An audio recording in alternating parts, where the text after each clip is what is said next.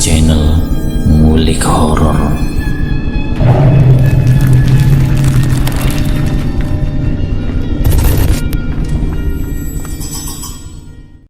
Assalamualaikum warahmatullahi wabarakatuh. Kembali lagi di channel Ngulik Horor. Channel ini menceritakan tentang kisah-kisah misteri. Kali ini saya akan membawakan kisah misteri yang ditulis oleh @acep_saeb88. Kalian juga dapat mengunjungi thread beliau langsung ya. Nanti linknya saya akan sediakan di kolom deskripsinya. Oh ya, di dalam cerita ini nama dan tempatnya disamarkan semua ya, untuk menjaga privasi pihak yang terlibat di dalamnya. Yuk, daripada kita lama-lama, langsung saja kita simak ceritanya. Bismillahirrahmanirrahim. Kali ini saya akan membawakan kisah misteri yang berjudul Kota Misteri di Lingkup Hutan. Cerita ini akan mengelengahkan perjalanan Johan dan kawan-kawan di tengah kota terpencil. Cerita akan berfokus pada Johan dan Lydia yang setelah berhasil menghindari kejaran makhluk-makhluk penunggu Taman Ramayana, berhasil mencapai kota yang dinamakan Warung Kiara. Cerita dimulai sebelum Johan dan Lydia diganggu sosok negatif di kota tersebut yang bernama Salasatri. Johan saat itu menghentikan laju mobilnya saat tiba di depan sebuah bangunan tua terbengkelai berbentuk seperti pendopo. "Aku tidak tahu alasanmu berhenti di sini, Mas Johan. Apa kamu yakin biang keladinya ada di bangunan itu?" ujar Lydia seraya menoleh ke arah Johan. "Aku tidak punya alasan yang tepat kenapa aku berhenti di sini. Hanya saja aku merasa kita tidak usah terlalu jauh memasuki kota. Kita tidak tahu apa yang ada di dalam sana, Lydia," tukas Johan sembari melihat ke arah kaca spion tengah. Rina dan ibunya masih tidak sadarkan diri di bangku tengah. Mereka berdua dalam posisi duduk setengah telentang. Keduanya menjadi korban dari keganasan makhluk halus yang konon berasal dari Paninggaran. Bukan Paninggaran di Pekalongan, melainkan lawan dari Paninggalan. Johan dan Lydia yakin jika makhluk-makhluk halus itu membawa jiwa Rina dan ibunya ke alam gaib yang kemungkinan besar portalnya ada di kota misteri ini. Om Hamid juga kemungkinan berada di kota ini, sebab aku sempat membaca surat undangan yang beralamat di kota ini. Aku tidak tahu jika Om Hamid memiliki jawatan orang sini. Menurutmu, kota ini pada siang hari apakah normal seperti layaknya kota? Kata Lydia sembari meregangkan telapak tangannya. Johan menggelengkan kepalanya. Ia kemudian membuka pintu mobil dan keluar. Selanjutnya ia menatap ke arah bangunan pendopo yang sekelilingnya tampak begitu gelap karena tiadanya penerangan. Ia kemudian mencabut keris yang sebelumnya ia gunakan untuk melawan para makhluk halus yang mengeroyoknya di rumah Rina. Mengenai keris tersebut, ia pernah mendengar bahwa senjata tersebut pernah digunakan seseorang untuk mengalahkan begawan bernama Kirawuk. Seseorang tersebut konon menghilang setelah berhasil mengalahkan Kirawuk. Lebih detailnya ia tidak mengetahui siapa nama orang tersebut. Yang jelas orang yang mengalahkan Kirawuk tersebut adalah seorang perempuan. Keris tersebut tampak bergetar saat Johan mengarahkannya ke bangunan pendopo. Ngek, ngek, ngek. Mendadak terdengar suara alunan rebab menggema di sekeliling bangunan pendopo, diiringi suara gending mengalun. Samar-samar Johan dapat melihat para penari ronggeng di pendopo sedang berlenggak-lenggok mengikuti irama musik tradisional itu. Kesemuanya berwajah cantik dan menawan, dengan tubuh dibalut pakaian penari bernuansa serba merah dengan selendang merahnya.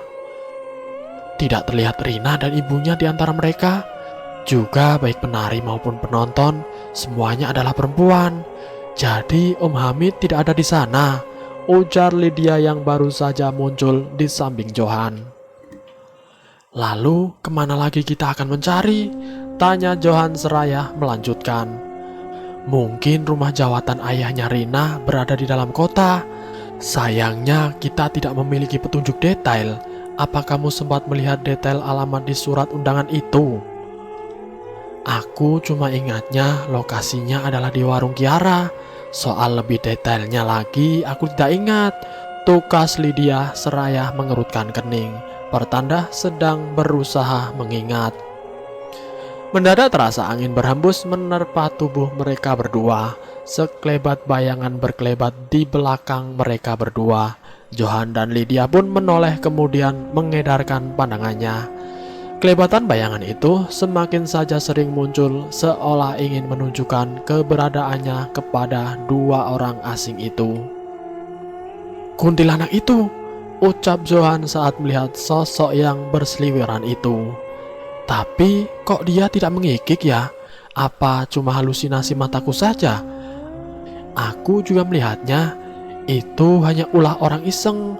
Dia kirim bayangan berwujud kuntilanak untuk menakuti kita, dan dia keliru menilai kita. Tukas Lydia sambil mengalihkan pandangan ke bangunan pendopo. Lydia terhenyak saat melihat sosok-sosok yang menari itu berubah penampilan menjadi mengerikan. Beberapa di antaranya bahkan tidak berkepala. Ada juga yang wajahnya tinggal separuh. Ada yang tubuhnya tercerai-berai dengan organ dalam berhamburan. Mereka melihat ke arah kita, Mbak. Kita harus mundur dan pergi dari sini, ucap Johan seraya menarik tangan Lydia. Suasana mencekam begitu terasa. Sosok-sosok mengerikan tersebut seraya terus menari berjalan ke arah Johan dan Lydia. Langkah mereka semakin cepat ketika Johan dan Lydia berlari ke arah mobil. Johan dan Lydia segera memasuki mobil. Johan pun segera memacu kendaraannya, meninggalkan lokasi pendopo tersebut. Mobil yang dikendarai Johan pun melaju melewati jalan kota, hingga semakin jauh masuk ke dalam kota. Saat itu yang terpikir oleh Johan adalah menghindar sejauh yang ia bisa, demi menghindari kejaran makhluk-makhluk tersebut. Mobil yang dikendarai Johan kemudian berhenti tepat di depan sebuah bangunan hotel dengan beberapa orang security sedang berjaga. Hal itu membuat Johan dan Lydia bernafas lega. Akhirnya mereka berdua menemukan orang di tengah kota yang mereka takutkan tidak berpenghuni. Johan selanjutnya keluar dari mobil dan disambut dua orang security hotel tersebut. Wajah keduanya tampak memancarkan kepenasaran. "Selamat malam, Mas. Ada yang bisa dibantu?" ujar salah seorang security. Johan menatap sejenak ke arah dua orang security tersebut. "Pak, saya mau tanya, apakah Bapak tahu ada pesta pernikahan di kota ini belum lama ini? Setidaknya pada hari ini, Pak," tanya Johan sambil menatap ke arah dua security itu. Dua orang security hotel itu tampak kebingungan. Mereka merasa heran dengan pertanyaan yang dilontarkan Johan. "Kenapa Anda menanyakan itu? Kami tidak tahu menau. Apakah ada pesta pernikahan pada hari ini?" tukas salah seorang security. Security satu lagi menepuk pundak rekannya. "Tunggu dulu. Warga yang rumahnya dekat kontrakanku tadi siang baru saja mengadakan pesta pernikahan. Dia orang tajir, San. Pestanya gede-gedean lagi," katanya membuat temannya menoleh kemudian menatap bingung. "Apakah Masnya bisa membantu kami menunjukkan tempatnya?" tanya Johan sambil menatap bergantian ke arah dua orang security itu. Security yang barusan berbicara itu tampak tercenung seperti sedang bimbang. "Saya sih bisa mengantar kalian, tapi saya tidak bisa meninggalkan tugas. Tapi bukan itu masalahnya sih. Tapi ada masalah lain yang cukup runyam," tukasnya sambil menatap ke arah temannya. "Masalah runyam?" tanya rekannya. "Saya tahu apa yang sudah Masnya alami sewaktu di pesta pernikahan itu," ujar Lydia tiba-tiba. "Mas Johan, kita sudah menemukan tempatnya. Tinggal kita menuju ke sana." "Mas security, Kalian berdua sebaiknya ikut kami, bukan untuk menunjukkan jalan, melainkan demi keselamatan kalian berdua. Tambahnya membuat dua security itu terkejut. Apa maksudmu demi keselamatan kami? Tanya security pertama dengan bingung. Lydia tidak langsung menjawab. Ia menunjuk ke arah mobil di mana Rina dan ibunya masih tidak sadarkan diri. Kami ingin menemukan siapa biang keladi di balik penyerangan terhadap mereka berdua. Meski kalian tidak berkaitan langsung dengan kami, para penyerang akan tetap menyerang kalian. Tutur Lydia kemudian melirik ke arah siluet. Seorang perempuan berbaju putih gombrong dengan rambut panjang menjuntai menutupi kepala hingga wajahnya. Sosok tersebut tampak melangkah gontai di atas pelataran hotel di antara pot-pot bunga. Cahaya lampu yang temaram hanya sedikit dapat menerangi area di mana sosok itu berada. Kemudian mobil yang dikemudikan Johan dan ditumpangi Lydia, Rina dan ibunya serta dua orang security yang dipaksa ikut melaju meninggalkan hotel. Di saat sedang mengemudi itu, Johan merasakan mobilnya seperti sedang ditumpangi beban yang sangat berat. Seharusnya beban yang dibawanya tidak seberat itu. Akibatnya mobil melaju agak terseok-seok, membuat seluruh penumpang keheranan. Mas Johan, setirnya berat ya? Tanya Lydia yang duduk di samping Johan. Bukan hanya setirnya, tapi semuanya, jawab Johan dengan terengah-engah. Kok mobilnya seperti doyong ke belakang begini? Ucap salah seorang security berpelang nama Jamri. Lydia menengok ke belakang kemudian terdiam dan mengembalikan pandangannya. Ia menghela nafas. Gendruwo, dia menumpangi mobil tepat di atas belakang. Sangat beresiko jika aku melawannya sekarang. Terus kemudian mobilnya, Mas. Kata Mas Jamri lokasinya dekat sini, kata Lydia sambil melihat keluar. Bukannya kontrakanmu masih jauh, Ri? Ujar security rekan Jamri. Jamri hanya membisu, ia tidak menyahut. Ia juga berusaha menghindari tatapan Lydia yang tajam ke arahnya. Mas Jamri, bukannya beberapa waktu lalu bilang kalau tempatnya tidak jauh dari hotel? Katakan kalau itu benar, Mas, kata Lydia dengan tegas sembari melihat ke arah Jamri. Maaf, Mbak, saya sudah berbohong. Saya tidak tahu harus bilang apa untuk mencegah kalian untuk ke sana. Sangat beresiko, Mbak. Nyawa taruhannya. Saya tidak berani ke sana malam-malam begini, tutur Jamri dengan raut wajah muram. Lydia tercenung mendengar penuturan Jamri. Cit! Mendadak Johan menginjak rem hingga mobil berhenti dengan kasar. Akibatnya para penumpang terhempas di bangku masing-masing. Semua mata kemudian tertuju pada jalur yang seharusnya dilewati mobil. Jalur tersebut ternyata buntu, terhalang tembok yang membentang seperti tembok keraton lengkap dengan ornamen-ornamen khasnya. Ini tidak mungkin. Bagaimana itu bisa ada di sini? Pikir Lydia dengan panik. Aneh, kenapa bisa ada tembok zaman dahulu menghalangi jalan seperti ini? Ucap Johan terengah-engah. Memangnya si Mbak tahu ini tembok bakar apa? Tanya rekan Jamri bernama Adlan itu. Paninggaran, kita di depan Paninggaran, ucap Lydia dengan nada cemas. Tembok keraton tersebut membentang di depan mobil yang dikendarai Johan. Tidak terlihat jalur lain yang mungkin dapat dilewati. Jalur benar-benar buntu sekarang. Bahkan untuk memutar balik sekalipun karena pinggir jalan semuanya adalah pepohonan besar yang merapat hingga ke jalan. Kita tidak bisa lanjut, juga tidak bisa kembali. Apa kita harus keluar dan berjalan kaki saja? Ujar Johan dengan perasaan was-was. Tunggu dulu, Mas Johan, sangat beresiko jika kita keluar sekarang. Genderuwo di atas mobil bisa mencelakakan kita. Sekarang kita berada dalam posisi rawan, karena ini bukan dunia kita yang sebenarnya. Tukas Lydia seraya mengeluarkan sebuah buku kecil yang ternyata adalah Al-Quran. Aku belum berketetapan hati untuk berhijab. Mohon ampuni aku ya Allah, ucapnya hampir tidak terdengar oleh yang lain. Kamu punya wudhu, Mbak? Ah, tentu tidak.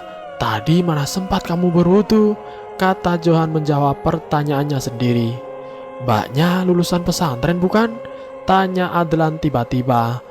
Lydia menoleh ke arah Adlan kemudian mengerenyutkan kening. Memangnya kenapa, Mas? Ucapnya dengan heran. Jika Mbak adalah lulusan pesantren, seharusnya Mbak tahu dalam memenggal Al-Quran harus memiliki wudhu terlebih dahulu, kata Adlan sembari menatap ke arah Lydia. Johan yang merasakan kehadiran bibit-bibit perdebatan langsung menengahi. Kita sedang berada dalam masalah yang mungkin akan berlanjut menjadi lebih besar. Apa kita tidak sebaiknya melakukan apa yang seharusnya bisa kita lakukan saat ini?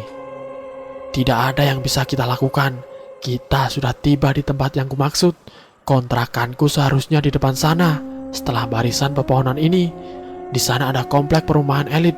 Dan di belakangnya ada barisan kontrakan yang sangat kontras. Di kontrakan itulah aku tinggal. Namun komplek perumahan itu tidak terlihat karena terhalang tembok keraton ini, kata Jamri memaparkan sembari melihat ke depan. Lalu kita harus bagaimana? Tanya Johan. Menunggu sampai pagi. Kota ini hanya normal di siang hari. Ketika maghrib lewat, keadaan kota sudah menjadi seperti di dunia lain. Sangat mencekam, seperti kota yang dikuasai pasukan hantu, tutur Jamri. Menunggu sampai pagi bukan hal yang mudah bagi kita. Gangguan pasti akan muncul, tidak hanya genderuwo, tapi juga yang lainnya, kata Adlan yang tampaknya teralihkan oleh pembicaraan Jamri dan Johan.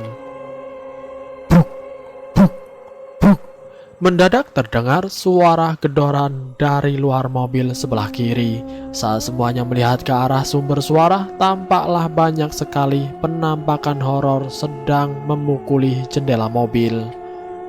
Segerombolan penampakan campuran antara seperti manusia berwujud rusak maupun makhluk mistis mirip hewan. Kesemuanya itu memukuli kaca jendela, berusaha memecahkannya agar dapat menyerbu Johan dan kawan-kawan. Mereka hanya menimbulkan suara, tidak akan sampai merusak jendela. Akan menjadi masalah jika salah satu tetangga paningkaran muncul. Kalian tahu Dewi Lancar bukan? Itu bukan artis, melainkan sosok demit yang sakti, yang biasa bepergian kemanapun dia mau, ujar Lydia yang kini tidak lagi menggenggam Al-Qur'annya. Mendadak mobil berguncang keras di saat gedoran para demit itu semakin menjadi. Kesemuanya pun panik karenanya. Ditambah lagi Lydia mengalami hal tidak terduga. Gadis tersebut tubuhnya kejang-kejang, dengan pandangannya mendelik ke atas. Hanya bangku yang menopang tubuhnya saat ia terlentang. Mbak Lydia, sadarlah, kamu kenapa sih? Apa demit itu merasukimu? Johan dengan panik memegangi kedua tangan Lydia. Adlan dan Jamri pun tidak kalah panik. Mereka tidak tahu harus melakukan apa untuk menolong Lydia yang sedang dalam proses kerasukan. Aing datang, aing niangun Rina, teriak Lydia dengan suara yang sama sekali asing di telinga Johan maupun kedua security yang bersamanya. Rina? Oh tidak. Johan menengok ke belakang tepat ke arah tubuh Rina dan ibunya berada. Tubuh Rina terlihat melayang hingga kepalanya menyentuh langit-langit mobil. Jamri dan Adlan yang berada di dekatnya menjadi panik karenanya. Mereka berdua berteriak-teriak ketakutan. Jika berada di luar, mungkin tubuh Rina sudah melayang entah kemana. Namun karena di dalam mobil, tubuh Rina hanya melayang sebatas ke langit-langit mobil. Pemilik kekuatan gaib tampaknya menyadari itu. Ia memaksa membawa Rina keluar dari mobil dengan membentur-benturkannya pada langit-langit mobil. Hal tersebut membuat semuanya semakin panik saja. Rina, teriak Johan sambil tetap memegangi Lydia yang mengamuk terus-menerus. Mendadak terdengar suara ledakan di luar mobil. Ledakan tersebut diiringi percikan kembang api serta asap putih. Kembang api tersebut membuat tempat tersebut menjadi terang benderang. Makhluk-makhluk berpenampilan mengerikan tersebut berlari ketika melihat cahaya. Mereka semua berlari menjauh dari mobil yang terkena sorot cahaya dari kembang api itu. Sesosok perempuan berkebaya hijau terlihat muncul dari balik terangnya cahaya kembang api. Sosok tersebut tampak mengibas-ngibaskan selendangnya. Ia menghampiri mobil di mana Johan bersama yang lain melihatnya dengan penuh penasaran dan juga ketakutan. Semakin dekat sosok ke arah mobil, Johan pun terkejut sekaligus merasa lega ketika mengetahui siapa sosok tersebut. Mbak Ayu, Johan langsung mengenali siapa sosok perempuan berkebaya serba hijau tersebut. Ia lantas meraih kenop pintu, berniat untuk keluar dari mobil. Namun mendadak Jamri mencegahnya. Apa yang kau lihat bisa saja bukan seperti yang kau duga, Mas Johan. Jangan gegabah, kamu harus ingat kita sedang berada di mana. Ucap Jamri membuat Johan mengerenyutkan kening kemudian menghentikan aksinya. Aku mengenalinya. Lagi pula, lihatlah, para dedemit itu berlari ketakutan. Dia telah mengusir mereka. Johan tidak setuju dengan pemikiran Jamri. Aku merasakan hawa panas yang aneh datangnya dari perempuan itu, ucap Adlan sembari melihat ke arah sosok Rahayu yang sedang berjalan gontai ke arah mobil. Johan pun setuju dengan perkataan Adlan. Ia merasakan hawa panas aneh yang datang dari sosok Rahayu. Padahal seingatnya waktu pertama bertemu dengan perempuan itu, ia tidak merasakan hawa panas aneh seperti itu. Johan, Jamri, dan Adlan melihat dengan waspada ke arah sosok Rahayu. Semakin dekat semakin jelas terlihat sosoknya juga semakin panas hawa yang terasa. Sial, panas sekali. Bisa-bisa kita gosong di sini. Jamri tampak berkeringat, begitupun dengan Johan dan Adlan. Sementara mereka tidak mengalihkan perhatian kepada Lydia yang kini tidak sadarkan diri, juga kepada Rina dan ibunya yang kini dalam posisi normal di bangku belakang. Aku tidak kuat, aku ingin membuka pintu, kata Johan seraya bernafas megap-megap, sembari mengelap keringat yang bercucuran. Apapun yang terjadi, jangan lakukan, atau kita semua akan dibawa ke Paninggaran. Aku pikir itu yang akan dia lakukan, Jamri berucap sembari megap-megap seperti Johan. Mungkin kita tidak seharusnya kemari, seharusnya kita menunggu di hotel sampai pagi, ucap Adlan terengah-engah. Hawa panas semakin menguat saja, membuat ketiga orang yang masih tersadar itu merasa tersiksa. Mereka merasa seperti sedang berada di dalam kuali yang dijerang di atas bara api. Kita akan terbakar, Mas. Kita akan mati, pekik Johan panik bukan kepalang. Meskipun kita tidak di sini, kita tetap akan mati, cepat atau lambat. Tukas Jamri berusaha bertahan dari panasnya hawa yang semakin menguat, seiring mendekatnya sosok Rahayu ke arah mobil. Kemudian mendadak Lydia terbangun dalam kondisi rambutnya berantakan hingga menutupi wajahnya. Otomatis ia terlihat menyeramkan seperti kuntilanak yang sedang melakukan aksi terornya. Hal itu membuat Johan dan yang lainnya kaget. Johan bahkan mundur hingga mepet ke pintu. Mbak Lydia, Mbak sudah sadarkah? Ucap Johan sembari mengelap keringat. Lydia tampak celingukan sejenak kemudian menyikap rambut yang menutupi wajahnya. Alih-alih wajah Lydia yang tampak, justru yang muncul adalah seraut wajah seram dipenuhi luka borok penuh belatung. Semuanya pun berteriak ketakutan. Bahkan sempat terbesit pikiran untuk keluar dari mobil dan melarikan diri. Namun itu tidak mereka lakukan karena ada dua orang yang tidak sadarkan diri yang harus mereka jaga. Ketika mereka sedang menjerit-jerit ketakutan, terdengar suara kokok ayam. Diiringi cahaya kekuningan dari ufuk timur, fajar pun tiba. Ketika fajar tiba, hawa panas semakin berkurang. Penampakan hantu Lydia pun menghilang. Lalu sosok Rahayu mendadak memudar untuk selanjutnya menghilang.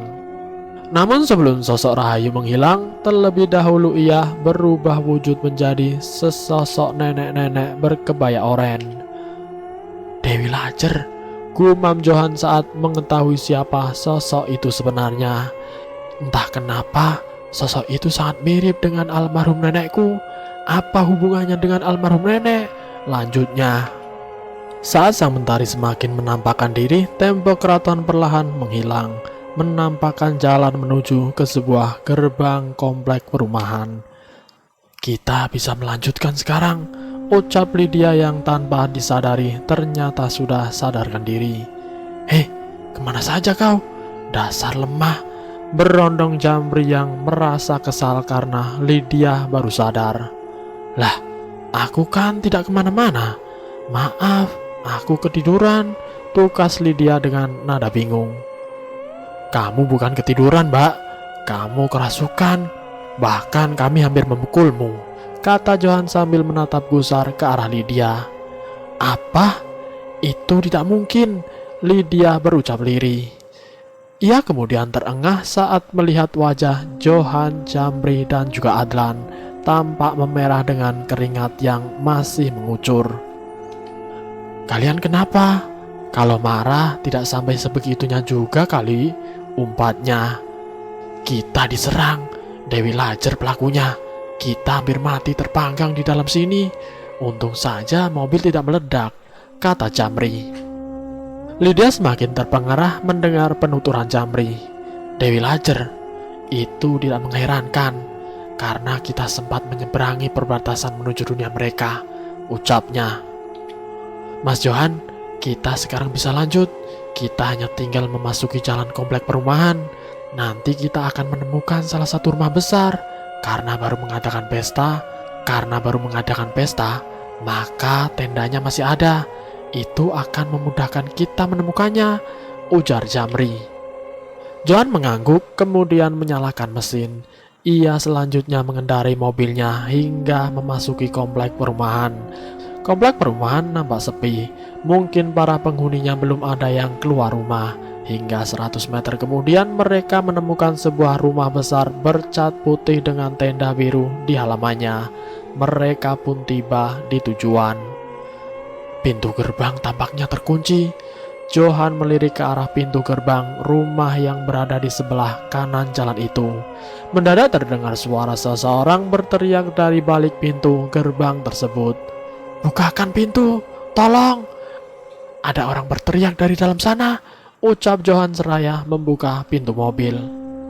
Lydia pun turut membuka pintu kemudian keluar dari mobil. Sementara Jamri dan Adlan saling pandang kemudian menoleh ke belakang, di mana Rina dan ibunya terbangun dari komanya. Loh, kita ada di mana, Bu? Ucap Rina dengan nada terkejut. Kok kita di dalam mobil? Sementara Johan dan Lydia telah berada di depan pintu gerbang dan dapat melihat seseorang di balik pintu gerbang melalui celah pola pintu tersebut. Om Hamid, pekik Lydia saat mengenali siapa orang yang berteriak meminta tolong itu. Tolong, keluarkan saya dari sini. Saya terjebak di sini. Mereka meninggalkan saya begitu saja, ucap Pak Hamid dengan wajah memelas dan tampak pucat. Johan sebisa mungkin berusaha membuka pintu gerbang.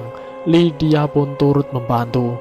Namun karena terkunci, pintu tersebut rasanya sulit untuk dibuka. Pintunya terkunci. Apa yang harus kita lakukan? Ucap Johan kesal. Aku akan mendobraknya, ucap Jamri yang muncul bersama Adlan dan dua orang yang membuat Johan dan Lydia kaget. Rina, Ibu, kalian sudah siuman, ucap Johan terperangah. Lydia pun sama terkejut karena kedua orang yang tidak sadarkan diri sejak dari rumah hingga warung Kiara kini telah sadarkan diri. Makhluk-makhluk itu menyerang ibu dan Rina. Setelah itu, ibu tidak ingat apa-apa lagi, tukas ibunya Rina. Mereka sangat banyak. Wujud mereka seperti binatang buas, namun berbentuk aneh. Kata Rina membenarkan perkataan ibunya.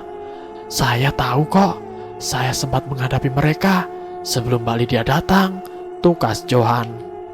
Beberapa saat kemudian, Jamri dan Adlan dibantu Johan berhasil mendobrak pintu besar itu menggunakan peralatan seadanya, mulai dengan dongkrak hingga didorong menggunakan mobil. Pak Hamid pun berhasil keluar dari pekarangan rumah besar yang penghuninya entah kemana. Ia pun memeluk istri dan putrinya dengan perasaan haru tidak terkira. Ayah menyesal memenuhi undangan itu. Ternyata teman ayah yang punya rumah ini bukan orang waras. Dia adalah adiknya wali kota Warung Kiara. Ayah tidak tahu nama wali kota itu. Namun ayah pernah mendengar cerita bahwa ia juga bukan orang yang waras, tutur Pak Hamid. Maksud Bapak, kota ini dipimpin orang gila begitu? Tanya Jamri heran. Saya juga tidak pernah tahu mengenai wali kota ini, padahal saya sudah lama tinggal di sini. Tambahnya, bisa dibilang begitu. Sekarang sebaiknya kita pulang, jangan sampai kita kemalaman. Saya terkurung di rumah ini karena kemalaman, tukas Pak Hamid.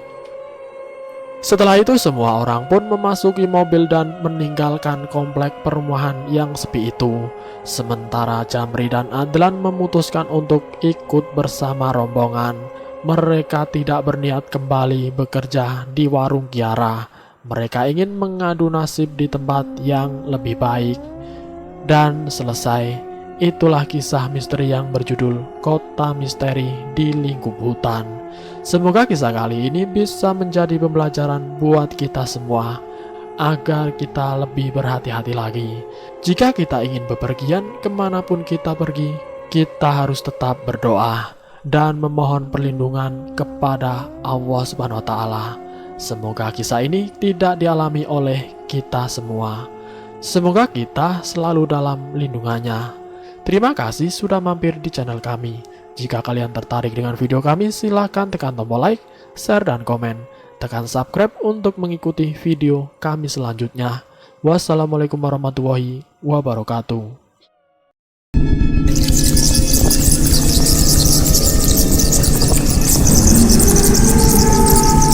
Selamat datang di channel Ngulik Horor.